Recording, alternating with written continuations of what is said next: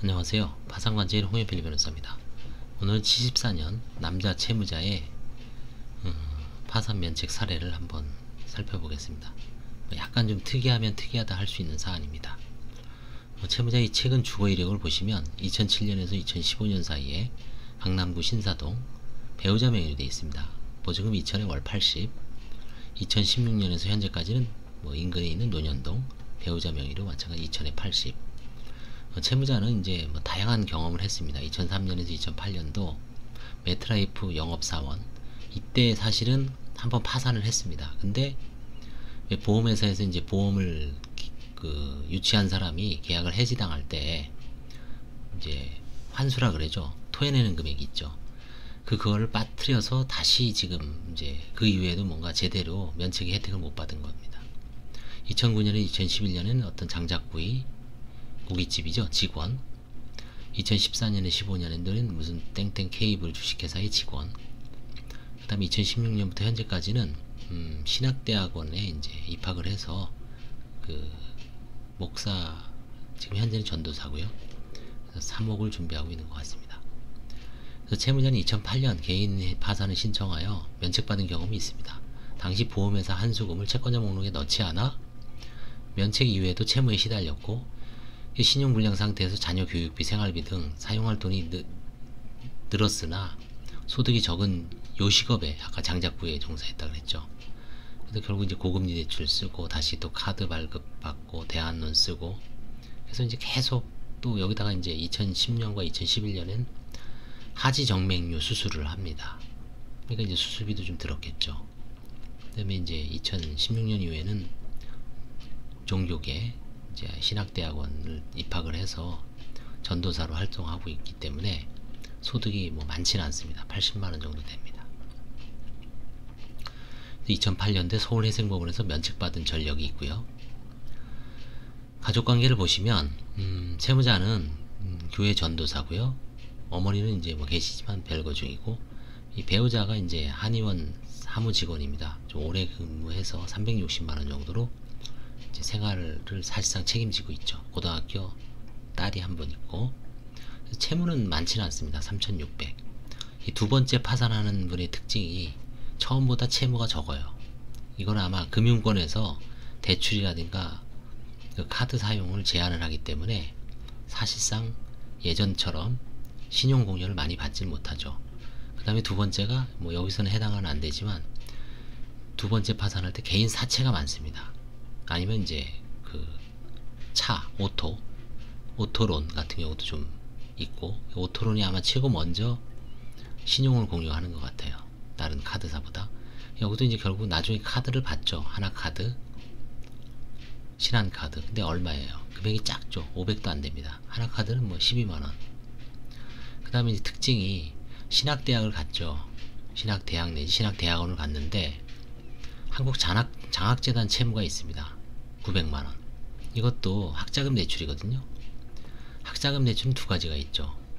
일반 학자금 대출, 그 다음에 취업 후 상한 특별법에 의해서 반드시 취업을 조건으로 이제 대출이 나오는 경우가 있습니다. 그건 아주 장기절이고 이자율도 싸고, 그 다음에 거치 기간이 있어요. 그 사이에 아주 저리 이자만 내면 되죠.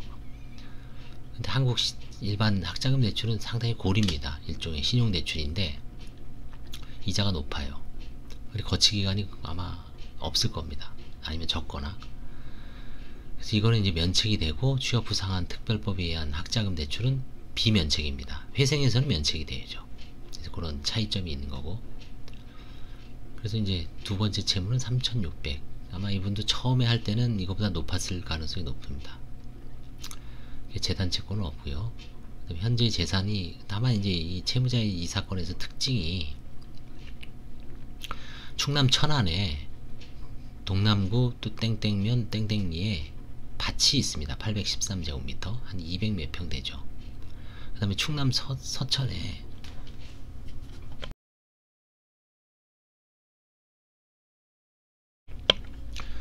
서천에 아버님 명의로 이제 공유 지분이 있습니다. 임야.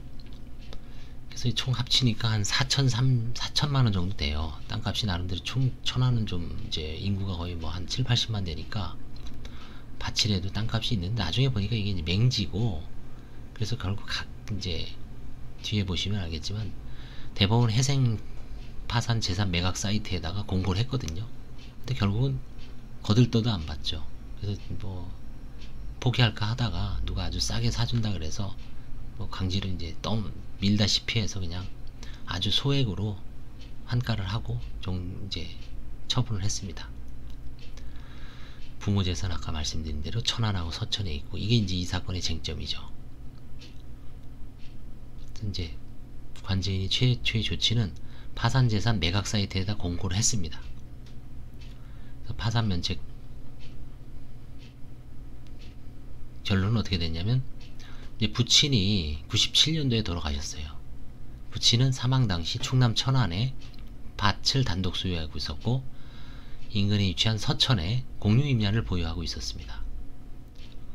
그러면 이 당시에 이제 돌아가시고 나서 모친과 여동생과 채무자가 공동상속인이죠. 모친 7분의 3, 여동생 7분의 2, 채무자 7분의 2. 뭔가 분할 행위를 해야 됩니다. 법원에 가는 얘기가 아니라 협의 분할을 하게 돼 있어요. 먼저 협의가 먼저입니다. 그래서 이거를 뭐 어머니 명의로 한다든지, 아니면 여동생 명의로 한다든지, 채무자 명의로 했든지, 아니면 그냥 뭐 법정 상속분대로 한다든지 서로 협의를 해서 법무사한테 이제 등기를 맡겨놓고, 그러면 그 이제 협의 분할이 되는 거죠. 근데 그거를 방치를 한 거예요. 부모님도 그렇고 여동생도 그렇고 뭐 크게 가치가 없다든지 뭐 신경 쓸 여력이 없죠. 놔두는 거죠. 놔두면 땅이 어디 도망가는 건 아니죠. 그래서 채무자의 상속 지분이 아까 4천 얼마였는데 7분의 2니까 1300 정도 돼요. 아까 채무가 3600인가 그랬죠.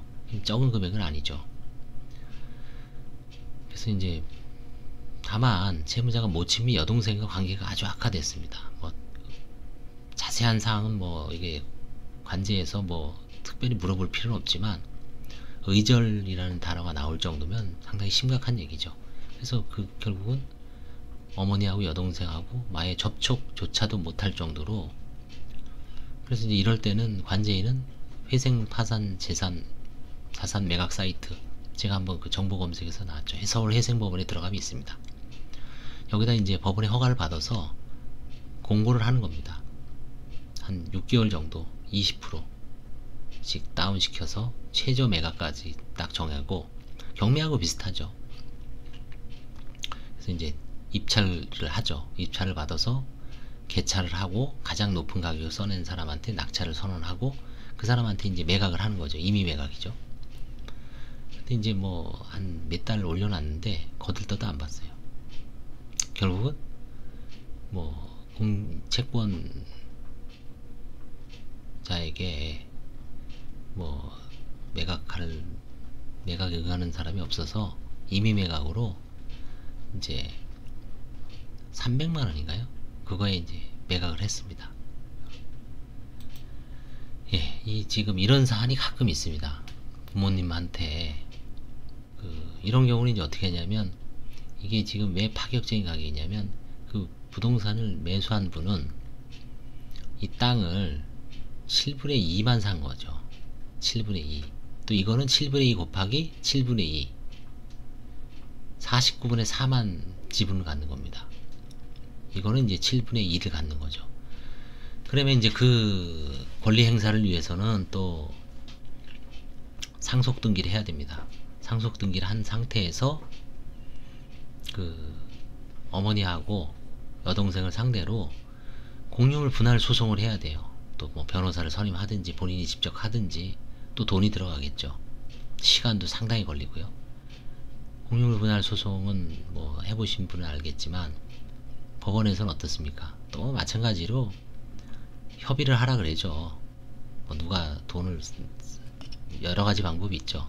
한 사람이 다 갖고 나머지 사람들한테 돈을 주는 방법이 있고, 그 다음에 뭐 다른 사람한테 매각을 해서 그 가액을 나눠 갖는 경우가 있고, 이것저것 안 된다 그러면 최종적으로는 경매 분할이죠. 경매 분할.